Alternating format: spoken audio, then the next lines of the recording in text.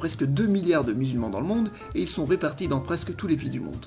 Parmi ces pays, certains ont plus de 90% de la population qui est musulmane. Ils sont environ une trentaine. À cela, si on ajoute l'ensemble des pays où les musulmans sont majoritaires, on totalise une bonne quarantaine de pays.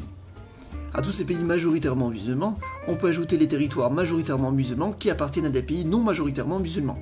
Puis à cela s'ajoutent les communautés musulmanes éparpillées dans le monde sous forme de minorités. Donc du coup on s'installe et on vous présente évidemment le score de ce match, on vous le montre tout de suite, voilà. Donc la victoire, la belle victoire, 108 à 91 du Thunder, avec la petite répartition là par quart-temps pour que vous puissiez voir un petit peu ce que ça a donné, très très grosse. Première mi-temps du Thunder qui a cartonné notamment grâce à Carmelo Anthony, Russell Westbrook et Paul George. Le Big Three qui a fait un travail monumental, on va y venir là notamment statistiquement.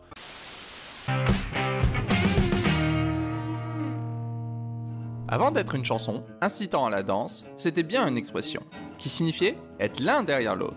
Mais à ton avis, quel animal est à l'origine de cette expression? La chenille, la chenille, la chenille.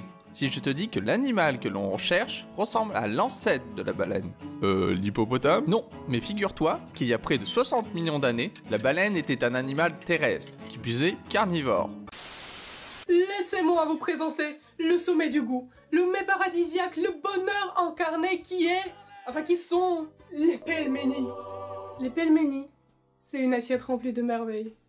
Chaque petite boulette de viande enrobée dans de la pâte contient en elle un peu de magie, un refuge dans ce monde si cruel. Les pelménis sont vos meilleurs amis. Ils vous soutiendront toujours contrairement aux gens, peu importe. Franchement, t'as pas l'impression que t'en fais un peu trop là?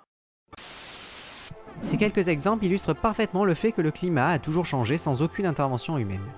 Le soleil, la tectonique des plaques, les volcans, les impacts d'astéroïdes, les courants océaniques et atmosphériques, tous ont joué un rôle dans ces changements. C'est donc tout naturel et légitime de chercher à savoir si ces causes ne sont pas à l'origine du réchauffement extrêmement rapide auquel nous faisons face actuellement. La température ayant déjà grimpé de 0,8 degrés en moyenne en un peu plus d'un siècle.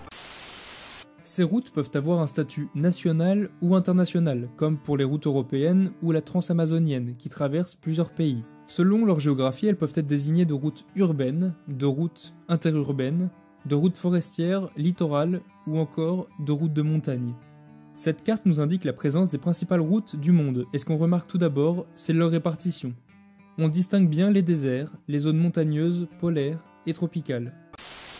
Est-ce que vous avez déjà entendu parler du projet qui s'appelle Dead Drops? Le principe du projet Dead Drops, c'est de mettre des clés USB cachées partout dans le monde et de créer un espèce de réseau qui est hors ligne, qui est pas lié à internet, peer-to-peer, où chacun peut mettre de fichiers. Et le principe du truc, c'est que c'est un projet qui est participatif, c'est-à-dire que toi comme moi, on peut aller sur le truc et créer une nouvelle clé USB que tu vas cacher quelque part dans le monde. Et aujourd'hui, il y a déjà 1800 clés USB dans le monde pour un total de 25 000 gigas de capacité en tout. Ce projet, ça a été créé par un artiste allemand qui s'appelle Aram Bottel et il a l'habitude de faire des projets qui sont liés entre le digital et la réalité. Par exemple, il a fait un projet qui s'appelle Maps où le but c'était de créer des gigantesques pointeurs Google Maps au centre des villes, là où normalement il n'y a pas vraiment le centre de la ville, mais où Google Maps a décidé arbitrairement qu'il y avait le centre de la ville. Dead Drop, c'est un de ces projets, n'importe qui peut aller sur une clé USB, sur un Dead Drop dans le monde pour aller mettre des fichiers ou en reprendre sur la clé USB. Le but c'est de faire un truc qui est un peu déconnecté d'internet et aujourd'hui on s'est retrouvé à côté d'un Dead Drop qui est pas loin de chez moi. On va essayer de se connecter pour voir ce que ça donne. Je vous avoue que j'ai un peu peur en me connectant parce que j'ai assez peur qu'il y ait eu des virus. Du coup j'ai fait deux trucs, j'ai fait une sauvegarde et j'ai installé un antivirus et on a juste à prier pour que ça parte pas en couille quoi.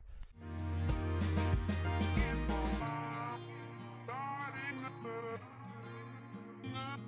to